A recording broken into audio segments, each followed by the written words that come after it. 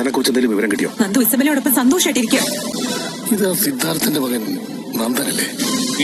Hello friends, അങ്ങനെ നമ്മുടെ സുഗമോ ദേവി പുതിയ എപ്പിസോഡിൽ നമ്മുടെ നന്ദൻ പെട്ടു ഗൈസ്. ഇന്ന് വരുന്ന എപ്പിസോഡിൽ നമുക്ക് കാണുവാൻ സാധിക്കുന്നുണ്ട് നമ്മുടെ നന്ദനും ഇസബല്ലയും കൂടെ വേറൊരു സ്ഥലത്ത് ഹോട്ടലിൽ പോയി മുറി എടുക്കുന്നുണ്ട്. അപ്പൊ അവിടെ വെച്ച് നമ്മുടെ സിദ്ധാർത്ഥന്റെ കൂട്ടുകാരൻ നന്ദനെ കാണുന്നുണ്ട്. അപ്പൊ ഇത് സിദ്ധാർത്ഥന്റെ മകനല്ലേ, ഇത് കൂടെയുള്ളത് ഭാര്യയല്ലല്ലോ എന്നിങ്ങനെ അദ്ദേഹം ഇങ്ങനെ പറയുന്നൊക്കെയുണ്ട്.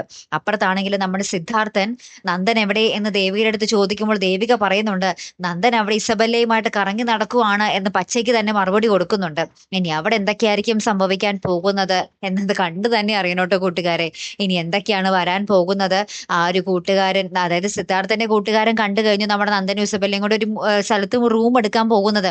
ഇനി വന്ന് വന്ന് വന്ന് വന്ന് നമ്മുടെ നന്ദൻ അന്ന് നമ്മുടെ മീരയുമായിട്ടൊരു കെണിയിൽ പെട്ടല്ലോ, താലി കെട്ടിയുന്ന ആ ഒരു ആൾക്കാരൊക്കെ കൂടിച്ച് താലി കെട്ടിച്ചല്ലോ. അതേപോലെ തന്നെ നമ്മുടെ ഇസബല്ലയുടെ കാര്യത്തിലും അതേപോലെയൊക്കെ തന്നെ നടക്കുമോ എന്നുള്ളതാണ് നമുക്ക് ഇനി അറിയേണ്ടത് കേട്ടോ. കാത്തിരുന്ന് എന്നെ കാണുമ്പോൾ അടുത്തൊരു വീഡിയോയുമായി വരുന്നത് വരയ്ക്കും ഗുഡ് ബൈ.